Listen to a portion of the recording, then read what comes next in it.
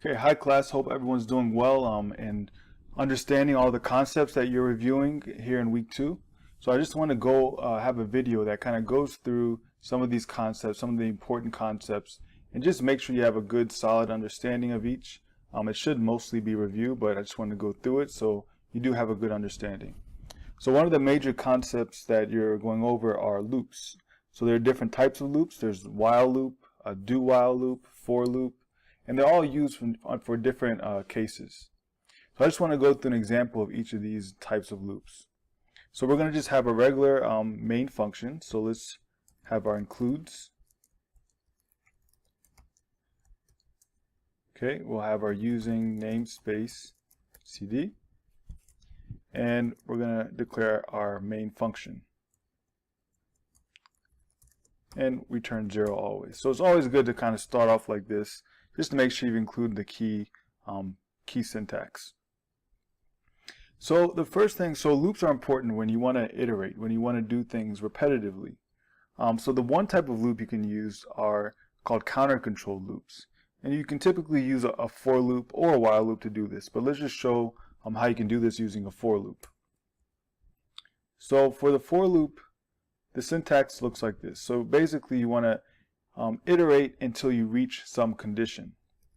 So you can say for int, our variable name is I, so we're saying integer I, initializing it to 0, saying I is less than 10, and incrementing I plus plus. So remember, this plus plus operator increments I by 1. Okay, so this is our initial condition. This is the condition that's checked at each iteration, and this is what happens to the variable I. This is the incremental value at each iteration. So we're increasing I by 1. So I plus plus is the same thing as I equals I plus 1, right?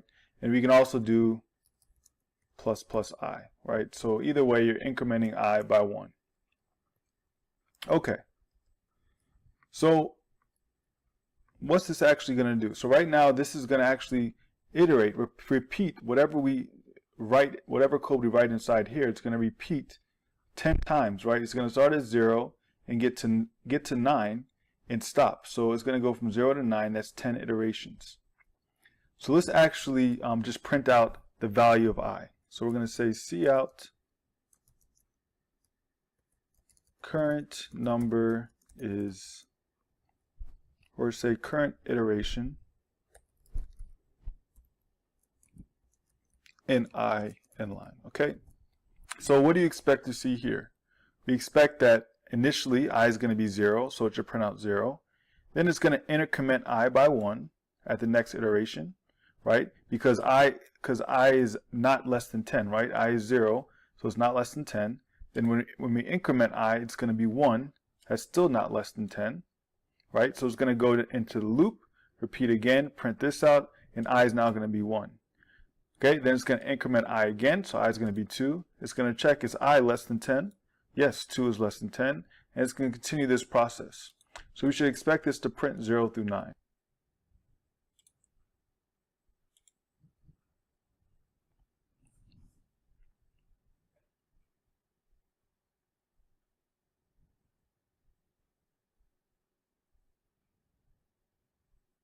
Okay, and there you go. It does print 0 through 9.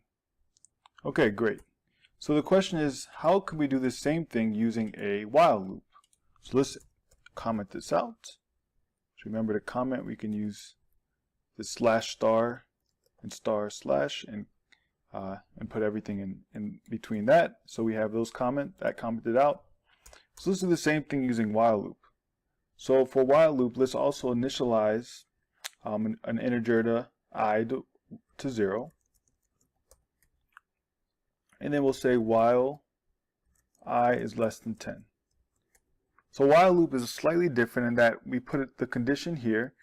We actually don't, initialize I within these parentheses, right? We have to initialize it before. So we have to kind of add more control, specify more control using while loops if we're going to do a counter-controlled iteration. So remember, counter-controlled is based on this idea of incrementing a value until it reaches some max value, and then or some min value, and then stops iterating. Okay, so we initialize I outside of the loop. We have a condition, I less than 10. And then the one key thing is that we have to make sure that we increment I within the loop. So we can either do it like this, or we can say I plus plus. Okay, otherwise if we never increment I, it's always going to stay at 0 with while loops. And this is going to cause an infinite loop, right? And these are bad. We never want an infinite loop. Okay, so we can have the same code within the loop, and we're just going to print this out, and this should do the same thing, right? So we initialize I to 0. We have a condition where while we're going to continue to repeat, to iterate while I is less than 10. So initially is 0, it's less than 10. It's going to go into the loop, print 0. Current iteration is 0. Increment I is now 1. Check, is 1 less than 10? Yes. Okay, now print current iteration is 1, right? Because I is now 1. And now we're going to increment I again to 2. I is less than 2 is less than 10. Yes. So this is true. We can print out current iteration is 2, and then continue this process. So let's run this.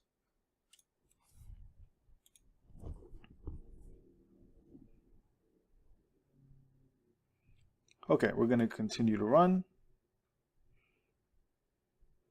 And there you go. Okay, so it works as well.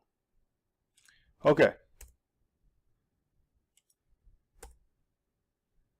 Okay, we'll just close this. All right, so that's good. So now we showed a for loop and a while loop. So what if we wanted to do the same thing using a do while loop? Okay, so we can actually do the same idea using a do while loop. So let's again comment this out.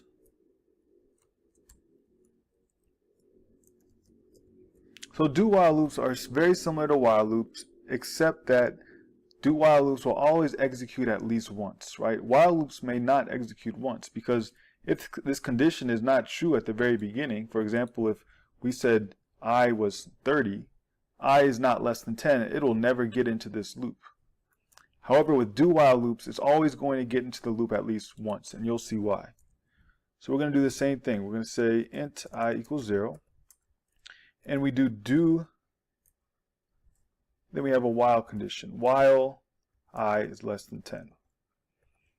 Okay, so it's very similar, except that the while condition is checked at the end of the loop and not at the beginning. So it's going to have to go through the iteration at least once before ending. Okay, so you can say I is equal to 0. Let's do the same thing. Okay, and we're going to make sure we increment I at each iteration. And let's run this and see what happens.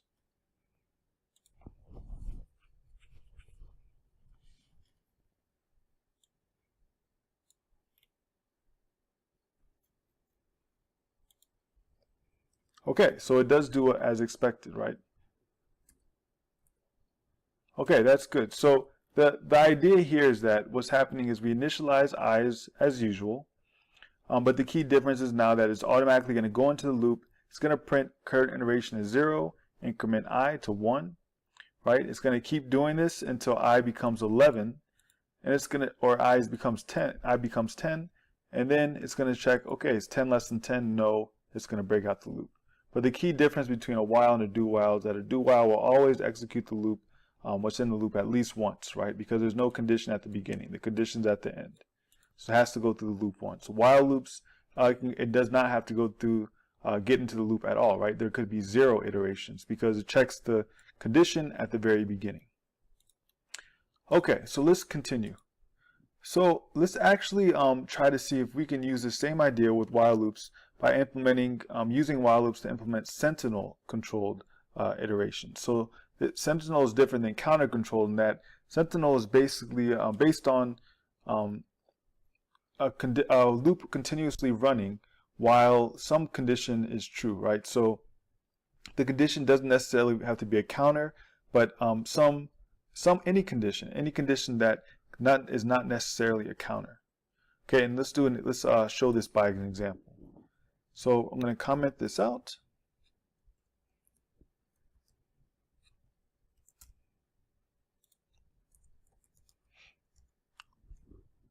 Okay, so what we want to do is basically for this sentinel controlled loop iteration, we're basically going to continuously iterate and count the number of iterations while the user selects that they do want to do another iteration. Okay, so we're going to actually ask the user, do you want to do another iteration, yes or no?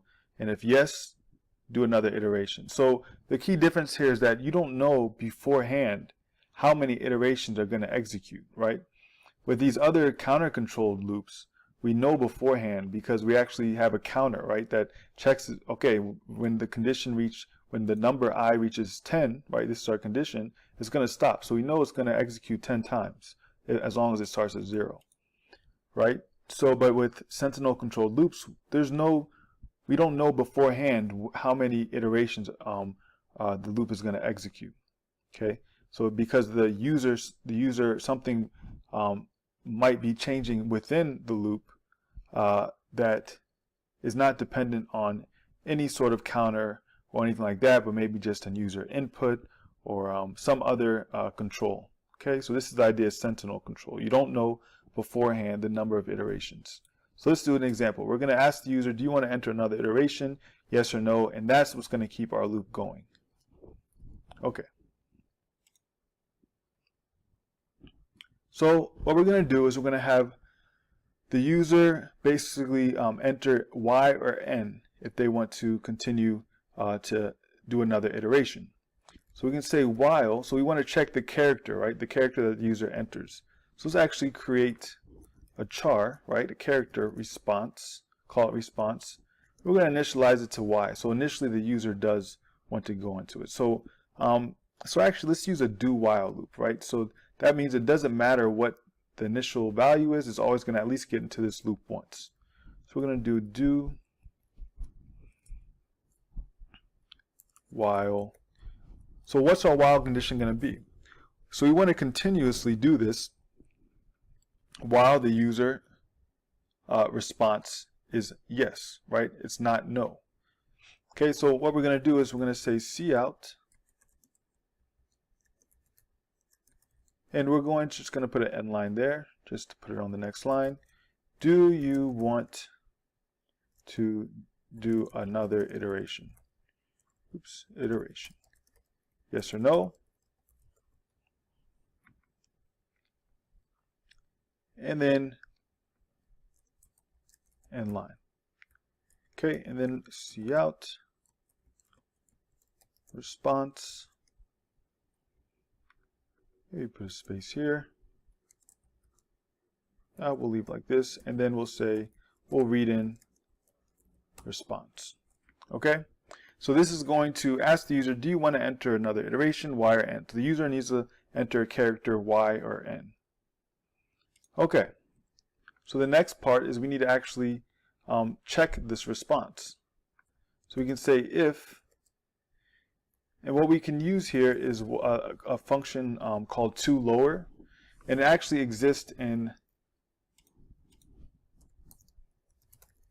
this class. It's called CIS-17A.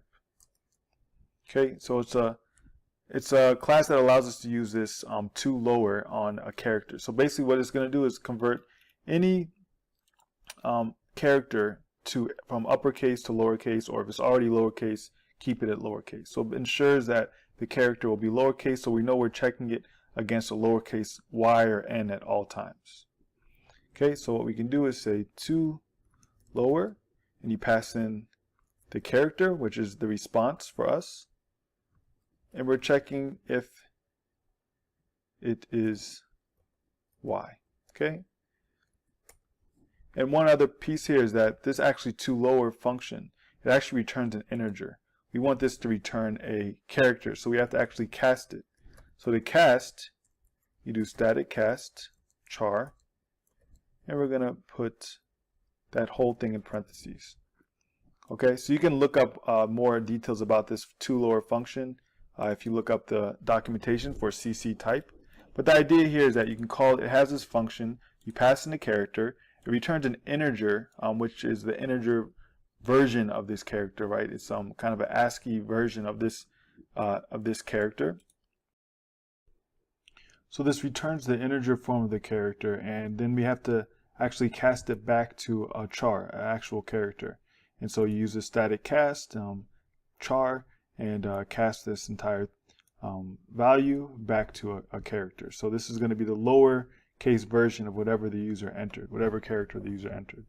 So that way we can always compare it against a lowercase y. Even if the user types an uppercase y, it'll still see that as equal, right? As true. Okay, so if it's true, we then want to increment the count.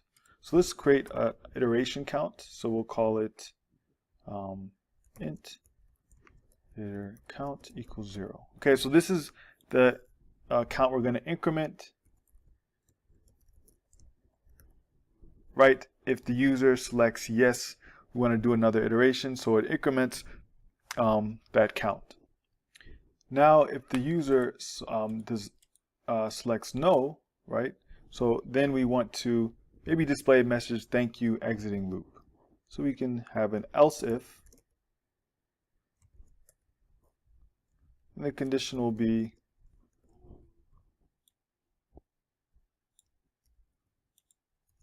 okay, so it's very similar, except we're going to check no. So if the user enters n, right, for no, then we're going to just print out thank you, exiting loop. Okay? And maybe we'll put an end line, beginning and end. Okay. And so now we're going to have an else condition. So if the user did not enter yes or no, right? Neither of these, then maybe we can print out, we'll just copy this. We'll print out invalid response. Okay, so first we check to see if the user enters yes. If so, it's going to increment the count, right? The iteration count. If the user selects no, n, then if we exit the loop, we say thank you, exiting loop. If the user doesn't select y or n, yes or no, then we can say invalid response, and it's going to go back to the top of the do while loop. So there's one piece here. We need to actually have the condition for the while loop, right? So for the do while, we need the while condition. So this condition is basically going to check to see if it's going to continue the loop while the user response is not n, right? So the only way the user can break out of this loop is if the user enters n, right? They don't want to do another iteration. So what we can do is let's use the same syntax here, and we're going to say while, we can either say while is yes or while not equal to n, right? So the idea here is that we want to actually discontinue while the user entry, the character entered, is not n. So even if the user enters an invalid response, it's still going to continue, okay? It's only when the user enters n does it break out of this loop. And we need a semicolon, and there we go. Okay, so the other thing we can do is actually print out the current iteration count. So let's do that within the loop, but outside of the if-else statements. So we're going to say cout end line current count, current iteration count is, and we're actually going to print out that iter count. Okay. And then at the end, let's actually print out the final iteration count. Oops. Final iteration count is iter count. And an end line. Okay, so let's look through this one more time. So it's going to go into this loop at least once because it's a do while loop. So the first time it's going to go through. It's going to ask the user, do you want to do another iteration? The user enters y, or capital or lowercase. It's going to increment the iter count. If the user enters no, it's going to say thank you, exiting loop. It's going to bypass this else statement, print out the current iteration count, and then it's going to check was the response n not equal to n. This is going to be false because the user does select n, and it exits the loop. Now, if the user enters something other than y or n, it's going to print out invalid response. The value is still not equal to n, and it's going to continue the loop. Okay, it's just not going to iterate, increment the iter count. Okay, so let's actually run this and see how this runs.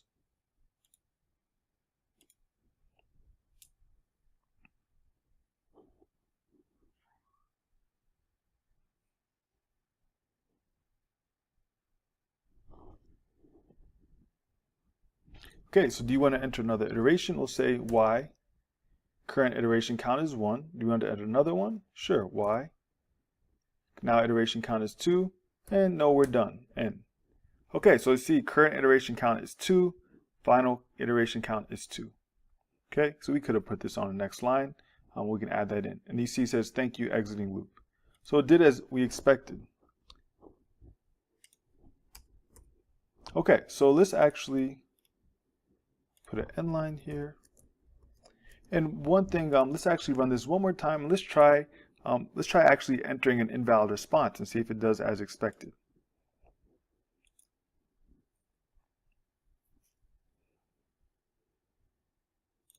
Okay, so first we'll say y, then maybe we'll say df. Well, it says invalid response. Do you want to enter another iteration? So the reason why it said invalid response again is because we actually entered 2 characters. So it read in these 2 characters. So if we type in 1, maybe I, there we go. So it doesn't read in 2 characters this time, just that 1. Before we had 2, we had D and F. And then so it continues this iteration. So eventually it'll keep iterating as we type Y, and then maybe we'll say N, and there we go. Final iteration count is 4. We typed N to exit the loop. Okay? So what if we wanted to actually set a max count, that the max number of iterations, right? So regardless of the user selects Y or N, regardless of whether the user selects yes, they want to continue to iterate, it still will exit the loop when it reaches this max. So what we can do is let's first actually set a constant. So here above the int main, we're going to set a constant. Okay, we're going to name this. There's 2 ways we can do this. We can have a constant declared this way. We could say const, right? So the syntax is actually this const, const, int, so integer. And typically we want our constants to be all caps. So we'll say max count, we'll say equals 5. Another way we could do this is a define. So what define does, we'll call this max count 2, and maybe we'll make that 3.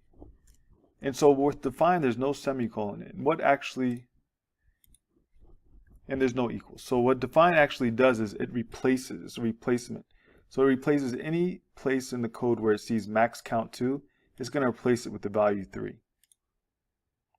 Okay, and so this is actually defines an actual integer variable called max count. This is just kind of replacing the text where it sees max count 2, it's going to replace it with the 3. Okay, so now that we define those 2 constants, let's actually use them. So this is the idea of, we're going to kind of use these nested control statements. So currently we have this nested loop, nested if statement, if else statement within a loop, right? A do while loop. So we're doing this idea of nesting control statements in this example. So let's actually nest an if statement inside of another if statement. So what we're going to do is we're going to check if the iter count reaches this constant max count value, then we want to actually break out of the loop. Okay, so the way we can do this is we're going to go inside. So if the user selects yes, it increments the count, and we can have another check, right? We're going to check if iter count is greater than max count. So you can see it comes up here. So this is the initial first constant that we defined, which is 5. Then we're going to break. Okay, we're going to break out of the loop. So be aware that this break statement, right, there's break and continue statements.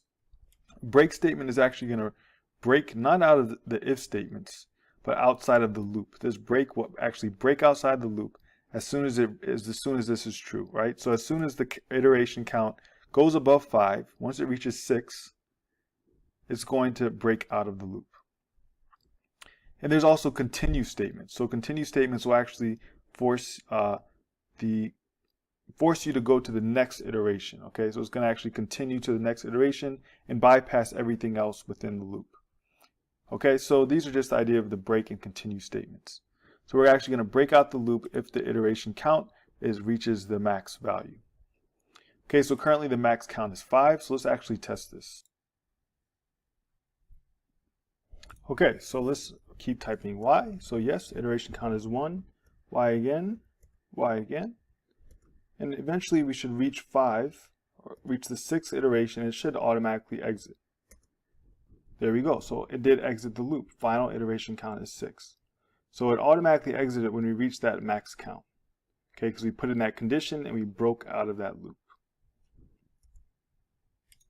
Okay, and we can change this to max count 2. So remember, we set max count 2 to 3, define the constant differently, and we should see similar results, except this time it's going to reach it's going to reach 3 and break out of the loop.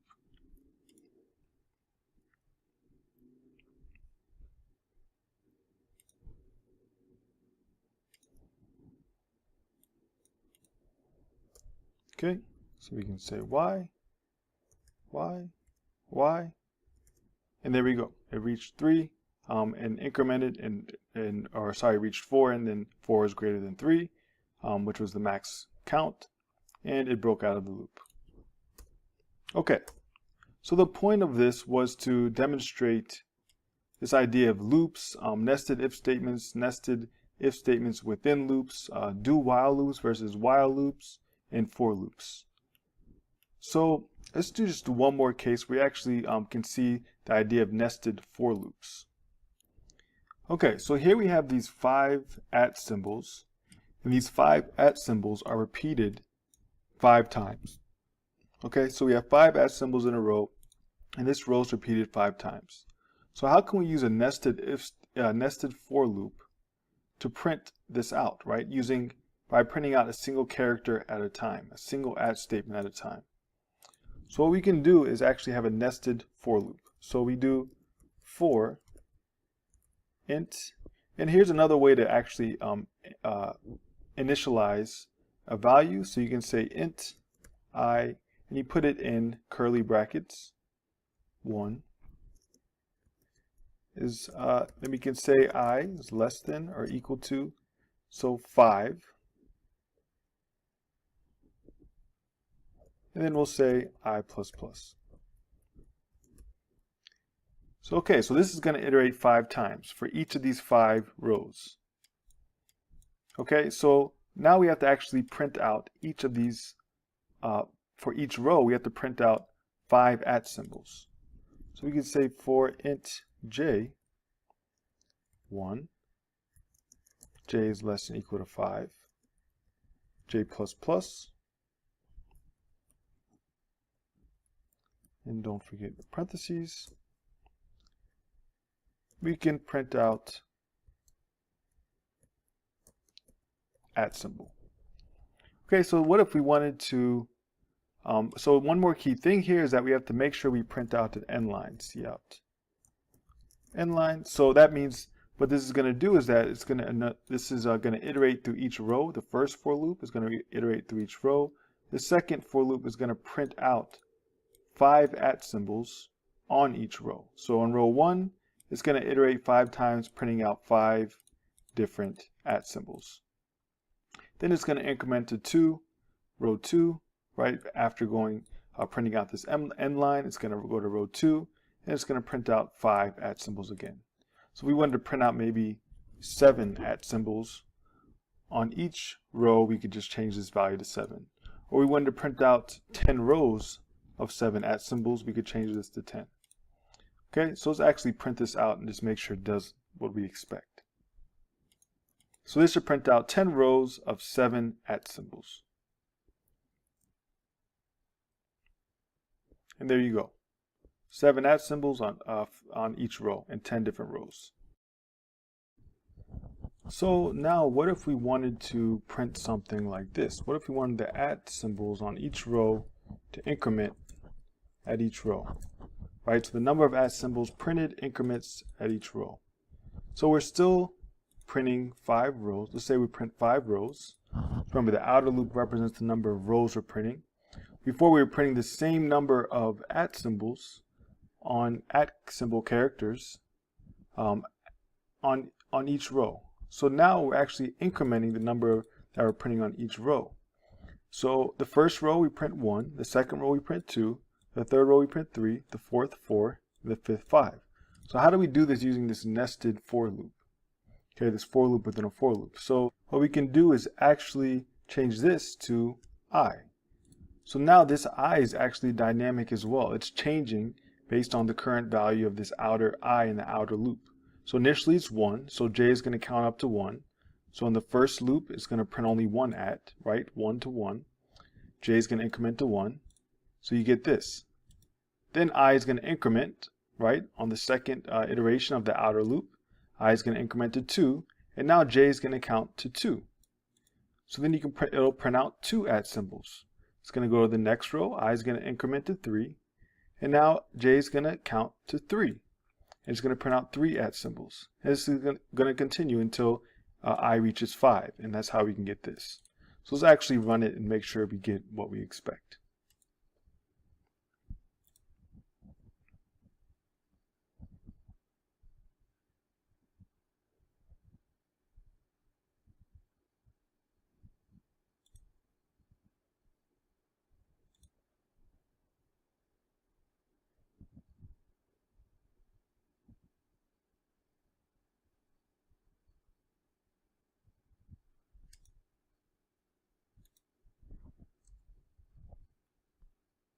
Okay, and there we go. You see the 5 rows and incrementing number of at symbols on each row. Okay, great. So now this is the idea of a nested for loop. So hopefully this idea of for loops and if statements and nested if statements and nested for loops, the different types of for loops, makes sense. So let's go through another example in the book. Okay, so here's an example from the book. This is the dollar amount class, which you'll see in chapter 5 of the book. I just want to kind of go through it and just make sure everything within this dollar amount class makes sense. So the purpose of this dollar amount class is to store a dollar amount as a whole number in pennies. Okay, so you can store the amount and then you can do things like add to that dollar amount. You can subtract from that dollar amount. You can add interest. And then you can print it. You can convert it to a string using this toString function and print it. So let's go through each of these methods.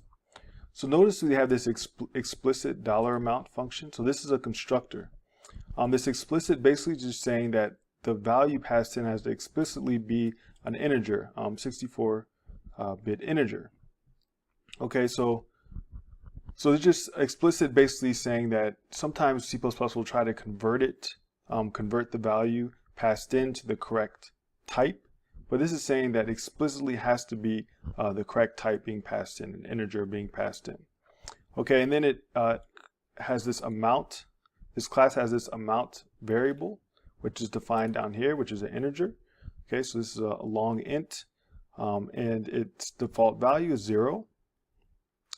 And this amount is in pennies. Okay, so we're passing in a value which is in pennies. So we're assigning that value to amount. So this is the constructor. Then you can also add. So it's doing this slightly differently. So you would think you would just pass in an integer and add that to the current amount. Instead, it's passing in actually another dollar amount class, a dollar amount object. Okay, so we're passing in a dollar amount object called write. And what this is doing is adding the amount of the current object to the amount of the dollar amount object passed in. So write.amount. So notice it's actually directly accessing the variable. Usually we're supposed to use we talked about using a get method. So something like get amount to actually access the private variables. So something with C++ is that when you're actually working with which is stated here, you can access private data of other objects of the same class. So because this dollar amount, this object passed in, dollar amount is of the same class as the class we're working in, because they're both of the same object, we can actually access the variable directly. So we can say write.amount. Okay, so as long as you're passing in an object of the same class, you can directly access the variables of the class. You don't have to use the get methods. Okay, so all this is doing is adding the amount that's stored in the write dollar amount object, is adding that to this object's amount value. Okay, and similarly with write, it's subtract, is subtracting the amount in the write dollar amount object, is subtracting it. So notice that this plus equal is the same thing as doing amount equals amount plus write amount. It's kind of a short way of writing amount equals amount plus write dot amount. And similarly here, this is the same thing as subtracting. Okay, you can subtract amount minus write dot amount, and you're reassigning that to amount. Okay, so just good to know. And then you have this add interest. So this add interest takes in a rate and a divisor. So the rate is an integer, and the divisor is the value that you're dividing the rate by and multiplying that by the current amount to get the interest. Okay, and there's this also divisor divided by 2, this extra slight amount that's added to the interest to get the final value. Okay, so there's just an equation to calculate the interest. There's different ways to calculate this. You could simply just again multiply the amount times the rate and then divide this by the divisor. It's just different ways to do it. But notice that this divisor and rate are both integers. The rate is the can be seen here in this example. So you see here, if you're for 2%, your rate is 2 and you're dividing by 100. Your divisor is 100. So this is how you can get 0.02 or 2%. Okay, similarly with 2.3, a rate of 2.3% would be 23, and your divisor is 1000 to get 0.023, which is 2.3%. So it's kind of just a different way of doing things. Just understand, what the rate integer and what the divisor mean. But the point is, you're passing in the rate and divisor, it's doing some math, and it's actually creating a new dollar amount called interest, right? So this interest is the amount calculated based on this rate and divisor and the current amount. You're creating this new object called interest, and then you're actually adding the interest to the amount of this class, right, of this object. And this add interest, right, this function here is the function seen here, right? So you're passing in the interest amount and you're passing the interest object, and then you're adding the amounts to the current object's amount. Okay. So then you have this toString. So you'll notice a lot of many classes is good to implement a toString method.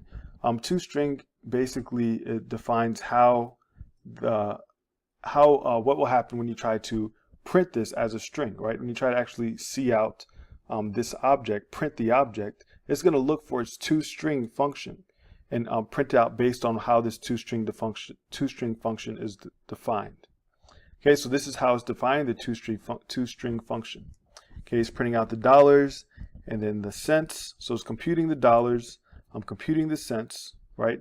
Converting these to strings, and it's actually concatenating, right? This plus sign concatenates the dollar amount, this period, then the cents. So you also see this, what's called a ternary operator.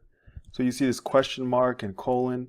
This is syntax for a ternary operator it's basically an if condition. So it's a condition, basically you have the condition first, then you display, this is what's going to be executed when this condition is true. So when cents.size is 1, right, when the size of the cents is only 1 digit, then it's going to print out 0. If it's not 1 digit, then it's going to print out empty string. And then plus cents. So cents is what the string that was determined here. Okay, so the idea here is that if it's a single digit, print out a 0 before it. So something like if it was $30 or $100.09, it's gonna this is gonna equate to 9. So we have to put a 0 before it, right? Something like this, 0, 9, right? So that's why it checks to see if this string